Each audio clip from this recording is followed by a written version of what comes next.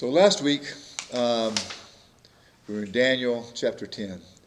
And that basically, that was basically Daniel praying.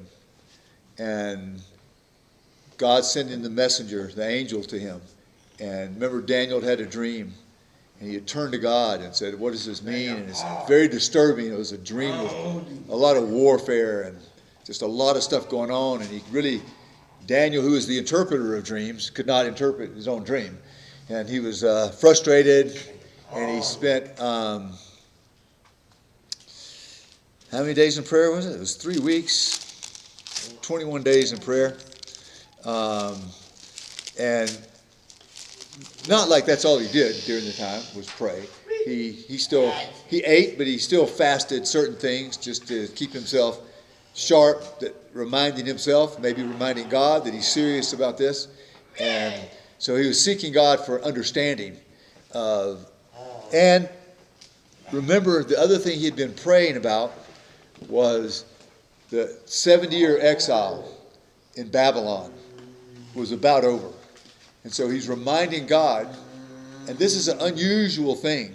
At first it feels unusual, but it's a normal thing in the way God functions, is that Daniel was reminding God that he had promised that it would just be 70 years and they would be going back to Israel. And so, but it is a part of his praying and reminding God that, then he's also praying for the people, because there's going to be a lot of difficulties in them going back. But let's just read a few verses about the prayer from Daniel 10, and then we're going to talk about chapter 11, and hopefully we'll get into it some. But we're going to talk about how this whole book of Daniel opens a door of understanding and revealing things we need to be obedient in. It's a doorway we must go through. That if we're going to be effective for God, because what Daniel does is gives us this big picture of history and the future and what God's doing and what he's doing with different people and what we are supposed to be about. And it's going to be huge to follow through with what we're called to in the book of Daniel in general. And so we're going to try to touch on some of those things. But first, from last week, the angel had arrived to Daniel. He'd been praying for 3 weeks. The angel meets him on the river and tells him the meaning of his dream. And it's overwhelming to Daniel what the information you get. So let's just kind of review that a little bit with a few verses. Keith, we'll start with you. Is Daniel 10, 1 through 3. And Julie, Daniel 10, 15 and 16. And Max, verse 18. So we're there in Daniel chapter 10. Ready? Yep. Okay. In the 3rd year of Cyrus, king of Persia, a message was revealed to Daniel, who was named Belteshazzar. And the message was true and one of great conflict. But he understood the message and had an understanding of the vision. In those days, I, Daniel, had been mourning for 3 entire weeks. I did not eat any tasty food, nor did meat or wine enter my mouth, nor did I use any ointment at all until the entire 3 weeks were completed. While he was saying this to me, I bowed with my face toward the ground and was speechless. Then one who looked like a man touched my lips, and I opened my mouth and began to speak. I said to the one standing before me, I am overcome with anguish because of the vision, my Lord, and I feel very weak. 1, 2. Again, the one who looked like a man touched me and gave me strength. Okay, so Daniel had been fervently praying for his people and for their return to Israel. And remember, he's very much aware that they're in the situation they're in Babylon. It's because of their disobedience. It's God's discipline on them. That's why they're there. So he's not pretending like we didn't do anything wrong. In fact, he's going to God and said, we did wrong. We are wrong. We've disobeyed you. And we are actually, the reason Daniel said, the reason I'm coming to you for this is not because of how good we've been, it's because of your faithfulness, because of your promise, and because of who you are. That's why I'm coming to you. And I'm asking you to send us back, bring us back home, and do as you promised to do. And that's his attitude in going to God. And at the same time, he's going to enter spiritual warfare here, and he doesn't even know it. But we'll talk about that in just a minute. But there's an enemy intensely fighting against the people going back to Israel. And that's going to come in a lot of different forms. And one is he's going to keep the Jewish people distracted because they've built lives here. They've built lives in Babylon. And they're comfortable. And they've been treated okay. And so they're distracted, they're content, and they are kind of resisting the call to go back because it's going to require sacrifice, it's going to require commitment. They'd have to go back, return, which is a long journey, and then they're going to have to rebuild, which is going to be a lot of work and sacrifice, and they're going to have to be focused. And so one level of attack is that tempting them, just stay where you are. Everything's good, everything's cool. Why mess up the status quo? Just stay there. And you can guess at other things that Daniel's going to be praying. He's going to be praying for the Persian leadership, that they would be, how about, go sit down. Go sit by Micah. Go. And that they would be able to bear up under the strength. They would have the strength.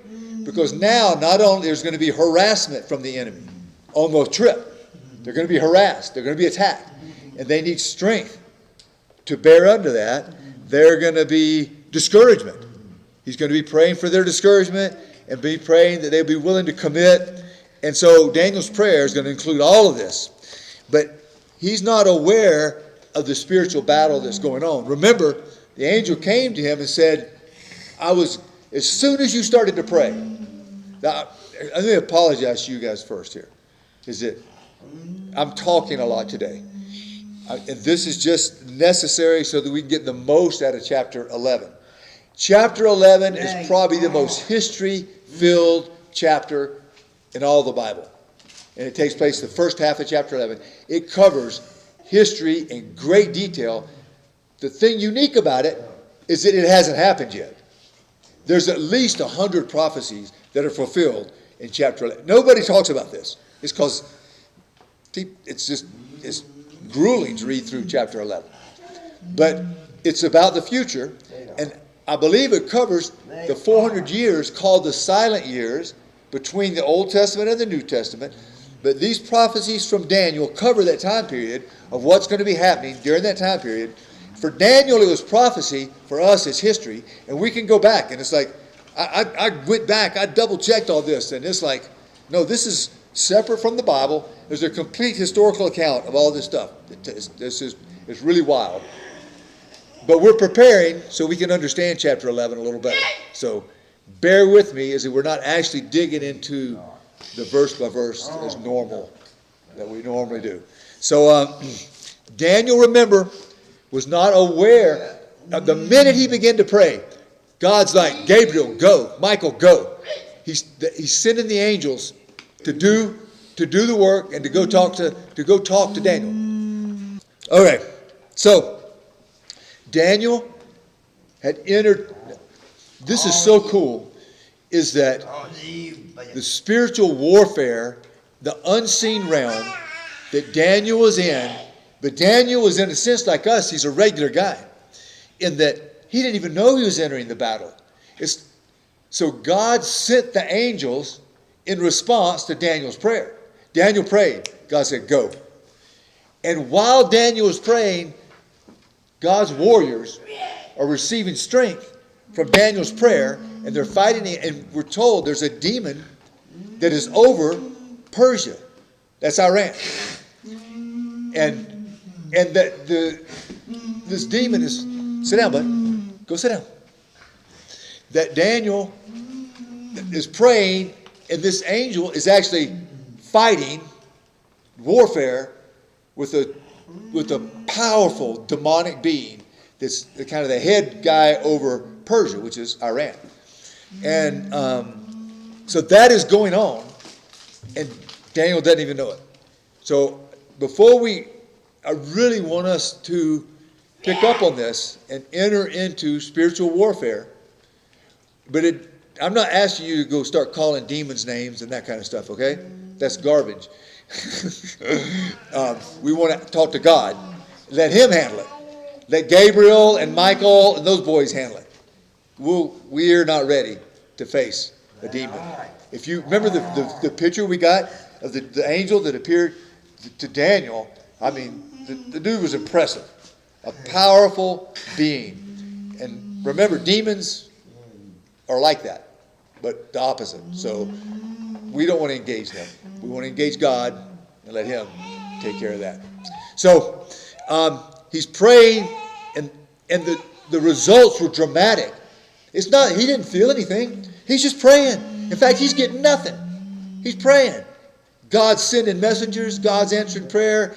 And then Daniel himself, just the act of praying and the result of is he's going to be strengthened. It's like, do you ever have trouble? It's like, I can't even gather the strength to pray. But I'm telling you, you need to gather the strength to pray because you'll receive strength when you. And it was spiritual. It was dramatic, and the angel touched him and gave him strength to keep on praying and to keep on doing what God had called him to do. So the demonic forces today, so they were resisting what God was doing. God was moving the Jews back to Israel. Satan was resisting that. And Daniel was unaware of that, but yet he was entered into the battle. Demonic forces today do not want to know what God's plan is. They don't know what God's plan is for Israel. They don't want anybody to know what God's plan is for the church. But we need to know those things. It's so interesting, Blake, that you brought that up about your friend. Good guy, great guy. He's met 2 Jewish people in his life. Hated both of them immediately. And then hated all Jewish people because he didn't like those guys. So there's something spiritual going on here. And so this next, we'll get into this more next week. This is not going to be me telling you about Israel's political decisions and that you need to make a judgment on right or wrong. That's not what we're going to do. We're going to talk about God's plan for Israel, God's plan for the church, and God's plan for end times. That's what Daniel is doing with us here. And if we are going to do what God's called us to do, we need to understand his big picture. We need to know what's going on out there. And we need to interpret what's going on correctly. And so we'll touch on that a little bit today, but we're going to lay this out. We'll lay it out more. We're going to read the verses and what's God's perspective on what's happening in the headlines today. And how are we supposed to respond to that? Brent responded in a certain way. That's good. I'm glad he's responding. And so, but it takes a while to get to the scriptural perspective. Just to understand what's God's perspective, and we know how to respond then. So that's what we're going to. So all this is preliminary. We have to take this little break between chapters 10 and 11, but it's critical that you're here next week, that you can understand what God is doing. It's easy to misinterpret. Easy to. No judgment on this. No judgment on him. It's like we just want to understand what God's doing. And we also want to understand part of being able to do the right thing is understand what the enemy's doing. And how's he functioning. So we don't fall in line with him. We fall in line with God. And so that's kind of where we're moving. But it's all going to be, what does the Bible say about this? It's not like our opinion on these things or our emotional desires or whatever. So that's where we're at. We want to understand what God's doing, what Satan's trying to do, and what is our response to all of that. What are we supposed to be doing? So we'll see more clearly next week, mostly, how Satan is using the drama around Israel to blind the church and blind the world to what God is like, what is God like, and what is he doing. We want to clarify that, if we can, by the scripture. If you don't see these end time things clearly, we have this information for a reason. Daniel didn't even understand it all when it was put out here. But it is said in later times we will understand, and we are understanding what's here. And if we don't understand what's going on in the world and what God's plan is, then we're going to miss out on an aspect of God's character that will strengthen you to the very core. For me personally, when I understood and looked at what God was doing with the church, with Israel, with the world, it's like I was strengthened and encouraged by who God is. And you will be if you understand this. There's going to be some difficulty for you to get through this. So, and when you do that, one of your response, I'll guarantee you, if you receive what God says about himself, your response will be automatic worship. So that's where we're going, and to fulfill God's calling on your life. So when we receive insight, we're meant to act on it. And God knows that when we receive insight, we will be overwhelmed. We'll even be discouraged, but he will strengthen us. So that's where we're headed. We want to learn, understand that discouragement is probably coming our way. Misunderstanding is coming our way. But if we're willing to work through it and see God clearly, then we will be encouraged. And same as Daniel was encouraged supernaturally, we will be encouraged supernaturally to respond to what God has for us. He has something for us, and I believe it's coming clear here through Daniel. So here's some ways, in the meantime, here's some ways that God strengthens you. Is through prayer. That is directly how Daniel was strengthened. He was strengthened through, he had a need, he was desperate, he turned to God, he cried out to God, and God met him where he was. It didn't happen immediately, but he was encouraged. The other thing is understanding the Word. God gave Daniel understanding for the next 400 years or so. God, and that strengthened him and encouraged him. God has given us understanding of what he's done, what he's doing right now in the world. The headlines are bashing us every single day. We need to understand what's going on. And so, and we get a lot of that through Daniel. And that's what we're going to get into is a little bit of an overview next week. And so, this is part of your encouragement. This is right now, I'm telling you, how Daniel was encouraged. Now we too can be encouraged and strengthened to do what is ahead of us. Prayer, the Word. We need to be digging into the Word ourselves, but we also need to be receiving sound teaching. That's what we get in church. That's one of the reasons we come together, is so that we can get sound teaching, so that we can know what God is doing in the world, understand. And that's a very purpose of prophecy, is God revealing to us what he's doing so we can respond appropriately.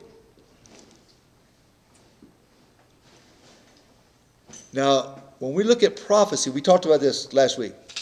This is not that we stop living because we think the time is close. No, it makes us live more intentional. And the intensity of the times we live in, it could mean that the time is super close, but not necessarily. It could mean that this is just the next step, and it's out in the open right now, because it is out in the open. And we need to understand it, and we need to respond to it, and we get that from God's Word. So that's the next. We need to be a part of a church, a body, where teaching is going on so we can understand what's going on out there in the world. We need to be praying, and we need to be engaged in the body. And so part of your encouragement and part of your strengthening is the encouraging and strengthening one another, and you functioning in the gifting and walking in the Spirit and not having a self-focus. I just threw down a whole lot of stuff on you right there. So let's read that verse. We quote it often. But Garrett, would you read the Hebrews 10:25? Not giving up meeting together as some are in the habit of doing, but encouraging one another, and all the more as you see the day approaching. So, not that we don't do these things all the time, always, throughout history, but there's a special emphasis when you see these things happening. So, would you all agree something is going on, okay, in the world? Like, God is moving, and we have even people that are not believers see that it looks like end times prophetic things are happening. And when you see these things happening, then it's like we step up our commitment, step up our resolve. We pray. I'm telling you, if you haven't really, really prayed, you're missing on the strength and encouragement that God brings. And God moves through prayer.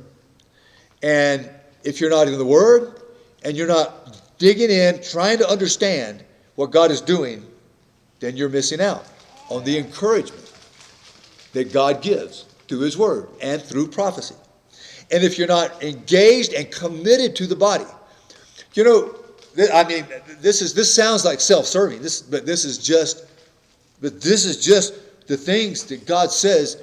Look, when you see these things going on in the world, step up your game, pray, get in the Word, understand, be committed to a body, like be a part. When you come, you strengthen, and you get strengthened. We are to be at. That's just all the more as you see the day approaching.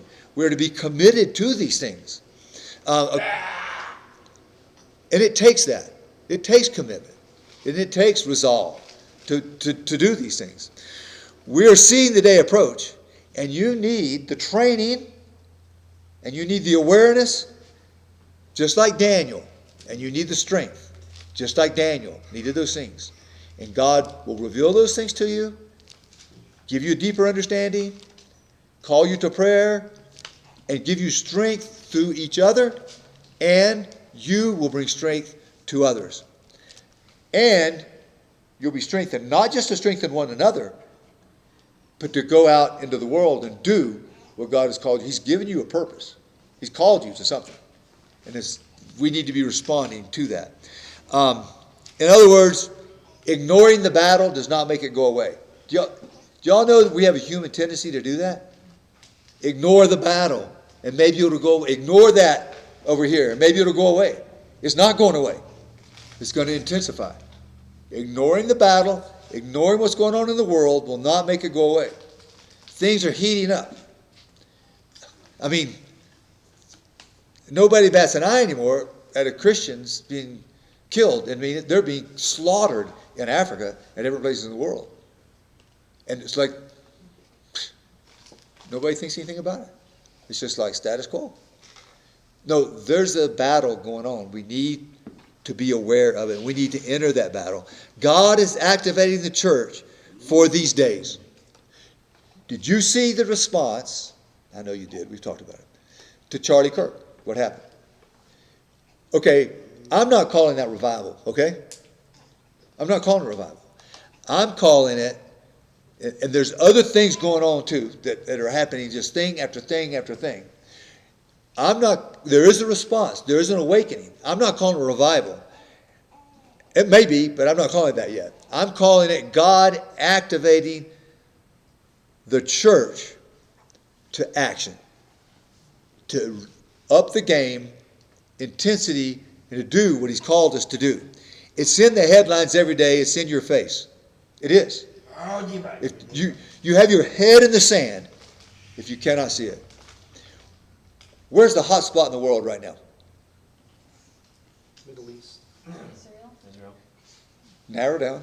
It's Israel. It's Jerusalem. What? That is the hot spot in the world. It's on your mind. It's on the world's mind. Where's going to be the hot spot in the end times? Right there, my friend. Right there. It's happening. Now, like I said, you will never hear me set a date like your friend. And people that know more than I do say it's this generation. It's going to happen in this generation. And that's likely, and I'm good with that, and that's cool. But I don't know that. What I do know is God's moving and working. And he's moving us closer to that time. Could there be a pause after this? There could be. I don't know. You're to go on about your life. You're to keep on paying your bills. You're to keep on working. You're to keep on building careers. You're to keep on starting families. You're to keep on training your children. You're to keep on living. You're to keep on enjoying life. You're to keep on doing those things. But at the same time, recognize what is going on. And so I'm prepping you for next week because we're going to talk about what's going on and what our attitude is to be in it. So, if you should be, the things we talked about, you should be, your response should be right now is getting strengthened and getting prepared and getting encouraged by doing the things that we just listed to do. Those are things you should be doing. And if you don't start doing this, if you don't respond, if you are a believer, these things we see from everything from the wars, from Russia and the Ukraine, to Iran and Israel, to the United States, to China, if all of these things, if you don't see those things and respond to them, then you will not fulfill your purpose that God's called you to. And you will not be content, especially in these days in which we are living in, if you don't respond to the call. You will not be content, you will not be strengthened, and you will not have encouragement. You need to respond to what's going on in the world and the way that we just said. And the visions of Daniel are going to help us do this. And we're going to look at the visions that have already come true, but on the visions that are yet to come true. As I said, the first half of chapter 11, I'll give you an outline of how to understand it in just a minute. But there's been approximately 100 prophecies to come true in that first half of chapter 11. Pretty amazing stuff. So another element to this, if you're going to move forward, and it really, one of the best examples of this comes from Lightning McQueen. So you all know Lightning McQueen, the famous race car, and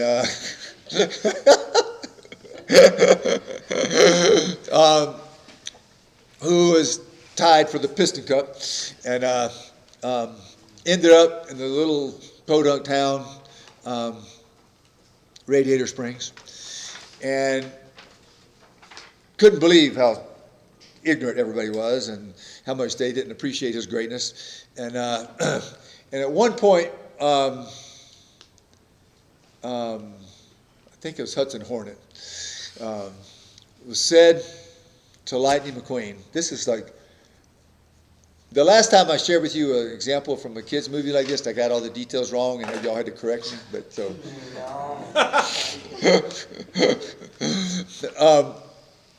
but Hudson Hornet was having a discussion with Lightning McQueen, and all about what Lightning McQueen was going to accomplish and do, and the great things and all that. And Hudson Hornet had a question for him. He says, "Okay, I'll let you go if you answer this. Have you ever done anything that was not for yourself?" And he just kind of blew his whole life away, the life of a car. He blew his whole life away, and then everything he did was for self-fulfillment, was for self. And until he got over that, his life was meaningless until he was able to actually humble himself and, in a sense, serve others, do for others rather than self. And believe it or not, that lesson is in the movie.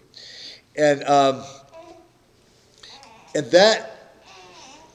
that idea of dying to self, of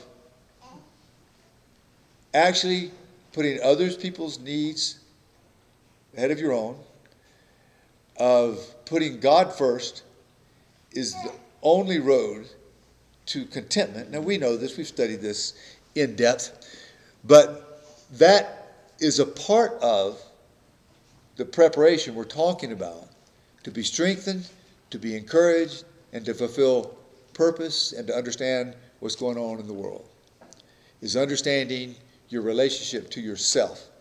And if everything you do, the decisions you make, are all for self, then you're not going to get to this place. And so that's a part of the preparation that we're talking about, is understanding that about yourself. If everything you do and everything, the way you function is self-focused, then that your life is not going to be what God intends it to be. And that's a hard place to get to. But I just told you a roadmap of how to get there. And if you want to understand, this is all a process. This big picture I want you to get of understanding what's going on in the world, understanding what God's doing with different people, understanding what God's calling the church to, what God's calling this church, and what God's calling you to. All this is a part of that process. And living a life that actually counts for something, that actually counts for eternity. We get training in this, okay? Like, you get training in a family. Like, let's say in your family you were raised in, whether they're Christians or not. You get trained to self-focused or not self-focused. And the family is a great opportunity to learn to not be self-focused, to not put your needs above others. That's one of the purposes of families. Now, we don't all learn that in our families, but that you can look back and you see that you should have learned it, or you could have learned it. And you see, and if you want to say, if you get married, you have a family, that if you're going to function in that family, if it's going to work out, you need to learn that lesson. And that's one of the lessons we learn in a family. You learn it in a marriage, you learn it in relationships, and how not to be self-focused. And the more kids you have, or the more needs your kids have, if you live where every minute of the day is for somebody else, that's hard. That's hard.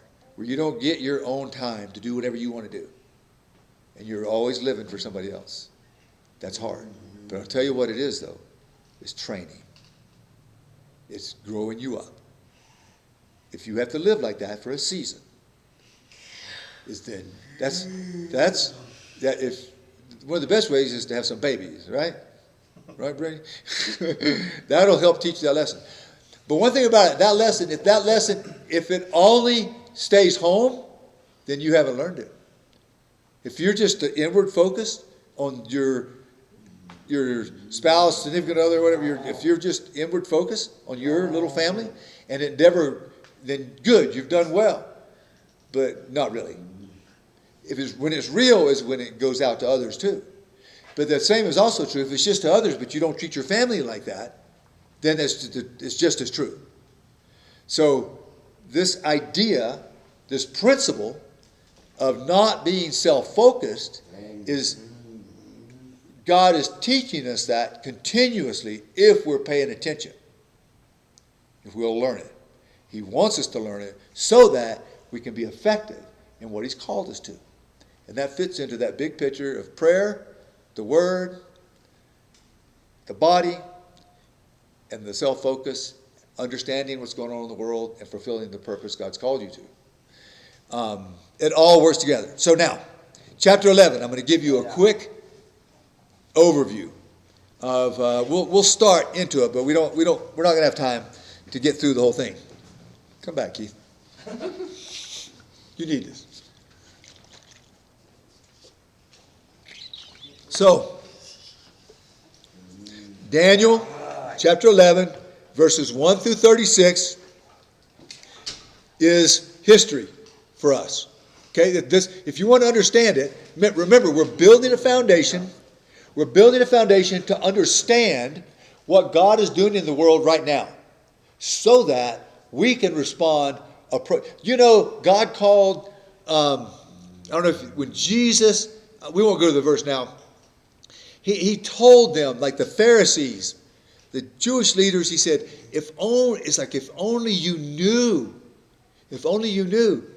I am your Messiah, and I've come to offer myself to you, and if only you knew, and he's saying, if only you would have been studying the Word, if only you'd have studied Daniel chapter 9, you would know that today is the day I'm coming into Jerusalem. You would have known. And he held them responsible for what they did not know because they had not studied it appropriately. He's holding you responsible for what he's revealed in his Word. He's revealed the way he's going to be doing things in these days, and he's holding you responsible for it, to understand it, to be a part, to study it, and to learn it, because he's going to hold you responsible for responding appropriately. So that's what we're trying to do. That's where we're headed, is to not make the mistake that those Pharisees made. We want to learn what God has revealed to us so that we'll recognize Jesus, so that we will recognize, in a sense, the time of his coming. So, verses 1 through 36 is history for us. It was prophecy for Daniel. It's basically covering the whole 400 silent years between chapter 11, I hope you all stay with verse 36 and verse 37 is the church age. Between those two verses is the church age. That is Revelation chapters 1 through 3. And that's where we're headed next, after we get through Daniel. So we'll study what the church is to be doing during this time period of the church age. And then Daniel 11:37 is about the Antichrist. It's the coming Antichrist and the tribulation period and the Great Tribulation period. The Great Tribulation is the last 3 years of the tribulation. Tribulation is 7 years, defined in Daniel chapter 9. Exactly. It starts with a treaty that the Antichrist signs with Israel. He's going to sign a treaty with Israel. And it's going to be a 7-year treaty. Halfway through that treaty is the real identity of the Antichrist is going to be seen. It's going to be that he is a Satan-possessed individual. He's going to, at that time, it's going to be the time of Jacob's trouble. That is, there's going to be intense on persecuting the Jews. They are to run for the hills. It's also going to be intense on persecuting the Christians. If you do not accept the mark of the beast at that time, at the halfway through mark, then you will be pursued with intensity to behead you, to kill you. Now, the rapture has already taken place at this time. So that's for people that believe during the tribulation. So, the rest of chapter 11, from 37 on, is going to describe this Antichrist. Remember, we already have a picture of the Antichrist, a foreshadowing. The Antichrist, say his name, Micah? Peyton, you know his name. Antiochus. Say it. Antiochus. There you go. Thank you. He was a foreshadowing, so he was prophesied. We'll run into him in the first part of chapter 11 again. He came from, it was chapter 8, but we're going to get some detail. He's going to show up, and it's going to be, when you'll read through here, it's going to talk about the kings of the north. Okay, that is most likely Syria. It's one of the,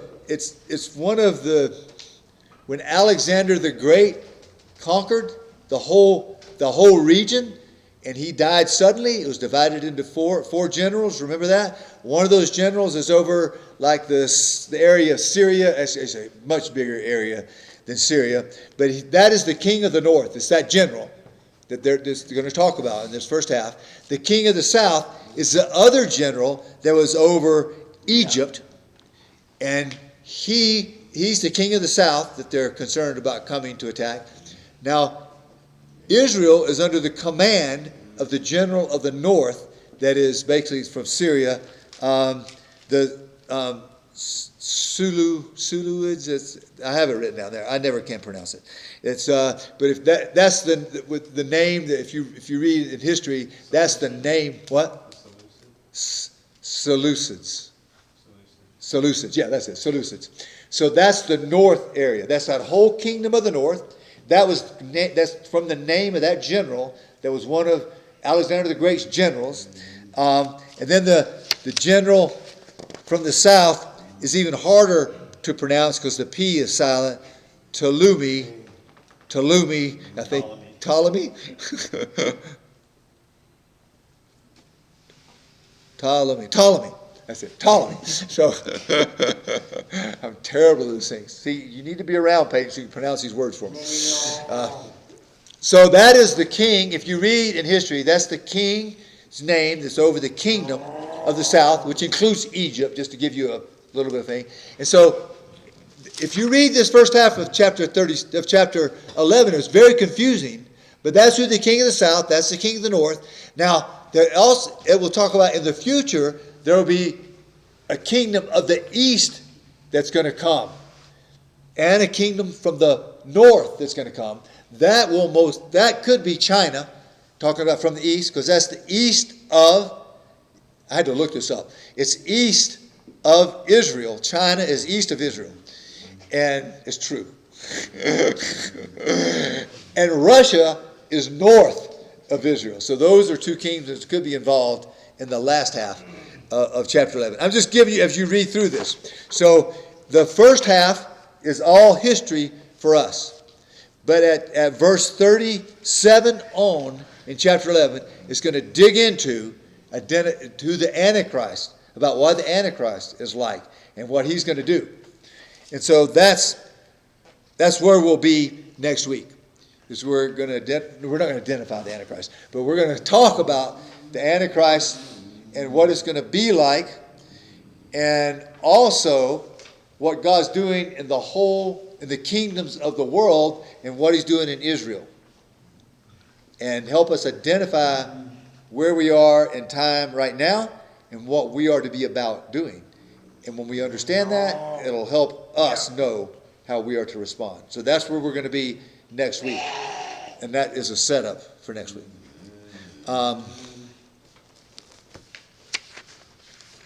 In the meantime, I would ask you to go to work on these things we already identified with intent, with some seriousness. Go to work on these things. That means, for instance, you start praying you can pray if you understand what's going on in the world. You can pray about that. That'll be more next week. But you know that you can pray for the people around you. Because God is moving right now. And we see that just in the individuals we talk about. What a shame if we're not there for them when God is moving in their life.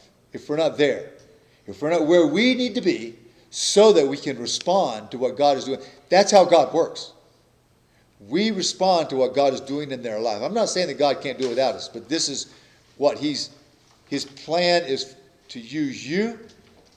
If you're doing these things, He's called you to respond to how He's moving in their life and to pray for them. That's what He's going to do. And to receive strength from the body, to give strength from the body, to study His Word, and to know, and to deal with self. Or none of this is going to happen. To deal with self-focus. To deal with the flesh. That's where we are. That's a lot of homework. I believe that's where we are.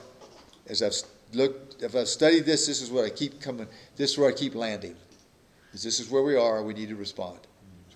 So respond to what you already know, and we'll know more next week. All right.